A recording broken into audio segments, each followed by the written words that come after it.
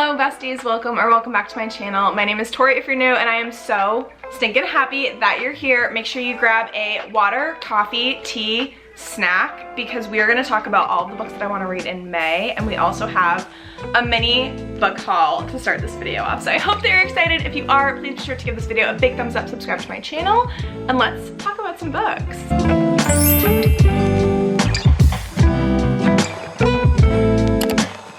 We're gonna start off with the book haul because I have been waiting to open these packages with y'all. So I ordered a couple books off of Pango that I'm very excited to open. Let's jump into that first. So the first book that I have is Heir of Fire by Sarah J. Maas. This is the next book that I get to read in the Throne of Glass series, and it is on the TBR for May. I ordered this off of Pango because I'm starting to find it harder and harder to find the old covers in this series now that they've started reprinting the new covers, which I actually really like. However, I got the first two books in this series in the old style, and so I wanted to continue purchasing these books in the old covers, and they're increasingly getting more difficult / more expensive, especially the books that are later on in the series.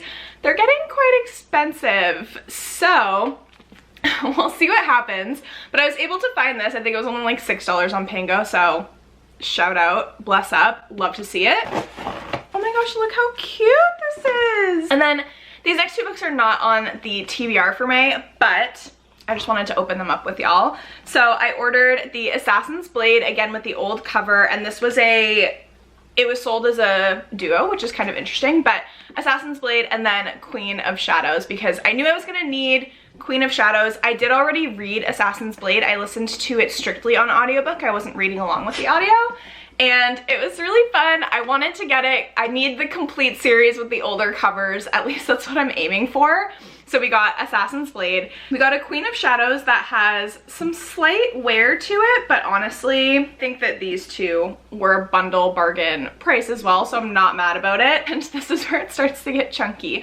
But so many people have told me that Queen of Shadows is one of their favorite in the entire series, and so I'm really looking forward to it, but I probably won't get to this one in May. I've been reading about one Throne of Glass book a month, so this might be a June, but we'll see how it goes. And we'll see when the audiobook becomes available, because basically with the series, I've been reading the books once the audiobooks become available on Libby. I've put in holds for all of them. So this is our little mini Throne of Glass book haul. Let's get into the true TBR. I have two carryovers from last month that I didn't get to. The first being The Witcher: Time of Contempt by Andrzej Sapkowski. I have been reading through the Witcher series as well and having so much fun with it.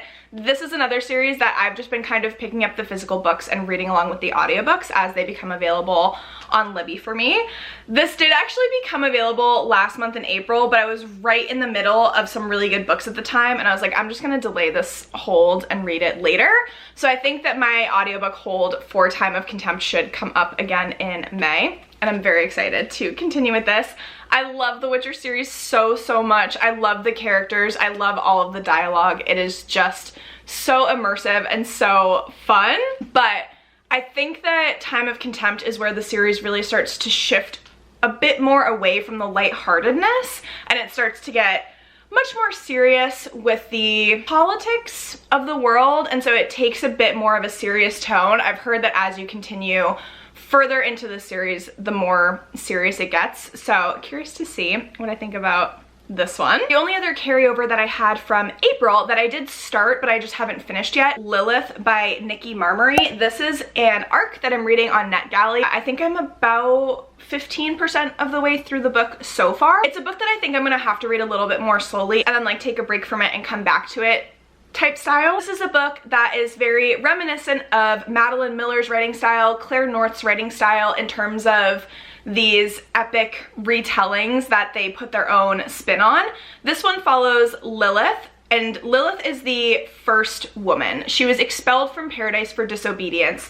She was basically pre-Eve. Like, Eve was sent in to replace Lilith, and Eve is more of an obedient woman. And so I know if you've watched Supernatural, they encounter a Lilith who is a very high-level demon. Well, this book is about that same person. It's a retelling of a Hebrew myth, so it does have some biblical ties to it. It's a retelling of that Hebrew myth that justified and explained women's subjection to man. Lilith will have her revenge however long it takes. In the Garden of Eden, at the beginning of time, an outrageous lie is born that women are inferior. Lilith and Adam are equal and happy in the Garden of Eden until Adam decides Lilith should submit to his will and lie beneath him. She refuses and is banished forever from paradise. Then she starts to see some sketchy things happening with Eve. She starts to notice that the Queen of Heaven, God's wife and equal, is missing, and her name is Ashera. Lilith has a plan that she will rescue Eve, find Ashera, restore balance to the world, and regain her rightful place in paradise. I'm such a sucker for these, I mean, I'll say Greek retellings, but any like of these historical retellings of classic stories that when they're first told focus solely on the man, but there's these incredible, powerful, brilliant women who actually take part in these stories and play a much bigger role than what was originally told in these ancient, historical, male-driven, male-written text. The other book that I've started and I haven't finished yet in April, so I will be finishing it in May, is Bloodmarked by Tracy Deonn. This is the second book in the Legendborn cycle. This is a 5-star prediction for me. I cannot stinking wait to finish it, but also it's such a work of brilliant genius that I don't want it to be over because we don't know when we're going to get the third book in the series. But if you are entirely unfamiliar with Legendborn, it is a King Arthur retelling.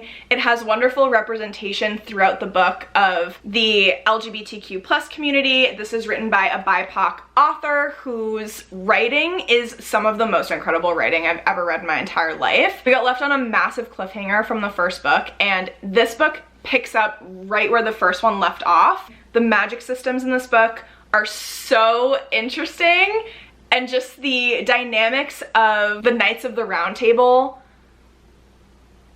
I'm loving it. I'm absolutely loving it. Also, if you're looking for really great audiobooks, the audiobooks for Legendborn and Bloodmarked are incredible. I do also recommend them because with the King Arthur retelling, there's a lot of like Welsh words that are ingrained in their magic system. So there's certain times where they're reading a lot of Welsh words, talking about it. I honestly don't think that I could even have an inkling of an understanding of what was happening if I didn't have the audiobooks to like read through those words for me. I just would be saying in my head like a bunch of letters, basically. Next up is a book that has been on my shelves for an embarrassing amount of time, and I need to get to it, and that is Serpent and Dove by Shelby Maharan. I'm sure that y'all have heard about this book series. It's been around for a very long time. An enemies to lovers forced marriage between a witch and a witch hunter. They're thrust into holy matrimony. There is only one way that such a story could end: a stake and a match. I do have the audiobook for this one because I figured, okay, if I have the audiobook and I can listen when I feel like it, read along when I feel like it, it's gonna help me actually get to it and put a little bit more pressure on me. If I don't read this by the end of May, I'm going to unhaul it, and that is the kind of pressure that I need to finally get to this book. I feel like I'm gonna like it. I feel like it's going to be right up my alley. I just need some pressure to actually like pick it up, you know what I mean? Please let me know your thoughts in the comments down below, because I don't know, I've heard some mixed reviews that like it's okay, it's good, not great. So we'll see. This is a book I can't stinking wait to get to. I was a little heartbroken that I didn't end up getting to it in April, so I guess this is kind of a carryover, but I bought it on a whim at the end of April and I was like, oh my gosh, I want to get to this. So this is Seven Faceless Saints by M.K. Lobb. This is another fantasy romance. I've talked about this quite a few times, actually. I talked about it in my 23 books for 2023 video. It's about a society where there are saints and their disciples that are ruling with terrifying and unjust power. They're playing favorites while the unfavored struggle to survive. So it's a corrupt leadership, and then our two main characters that we're following, one is in the guards basically, or like the military, who supports and obviously is working underneath these corrupt rulers, but I think he finds out some information and starts to change his mind, change his side that he aligns with. And then our other character is a rebel. She's a little girly pop named Rosanna, and she's willing to do whatever it takes to dismantle this corrupt system. They end up working together when a murderer stalks Ambrasia's citizens as the body count climbs. The rulers are all too happy to look the other way. That is until a disciple becomes the newest victim. With every lead turning into a dead end, Damien and Raz must dive into the underbelly of Ambrasia, where the pair will discover something more sinister and far less holy. It sounds like a really good time, and I just need to read it already. The last couple books that I have are all gonna be read on my Kinney. So the next one that I have is Garlic and the Vampire. This is a graphic novel that I have been meaning to get to for the longest time. I put it on a readathon TBR, I think, and then I never ended up getting to it, but I always meant to. So I have this on Libby. My hold came through for Garlic and the Vampire, and I can't stick and wait for it. I think it's gonna be so absolutely adorable, and so we're gonna be reading Garlic and the Vampire. And then my final two books that I have Blood Debts. This is a book that I talked about in a recent video, the new releases April through June, I believe it was. So this book just got released in April, Blood Debts. It's also by a BIPOC author. And my basic understanding of this book is we follow a set of twins. It takes place in Louisiana. It has to do with witches and magic. Just anything that takes place in Louisiana is already very, very vibey, and the magic systems of Louisiana just hit different than magic systems of other books. You have these twins, their family is basically cursed. They have to figure out what's going on. They have to break this curse for whatever reason.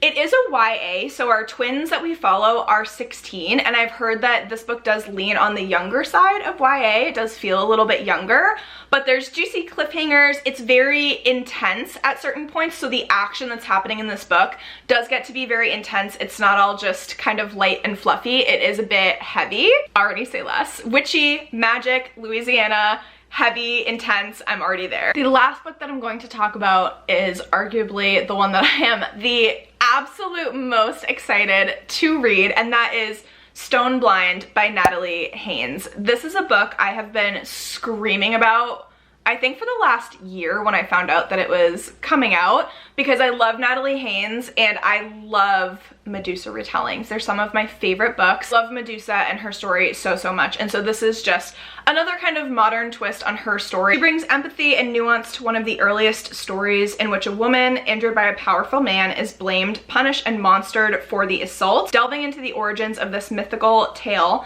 Haynes revitalizes and reconstructs Medusa's story with her passion and fierce wit, offering a timely retelling of this classic myth that speaks to us today. As I get into the summer, I just get so much more in the mood for Greek retellings. I don't know what it is. And just like classic story retellings, obviously, because I have Lilith on this list as well. So my friends, those are all of the books that I hope to read in May. I hope that you enjoyed this video. If you did, please be sure to give it a big thumbs up, subscribe to my channel. Please let me know in the comments down below what books you are most excited to get to in May. Do you have any of the books that are on my list on your TBR as well? Thank you so, so much for watching, and I will see you in my next video. Bye!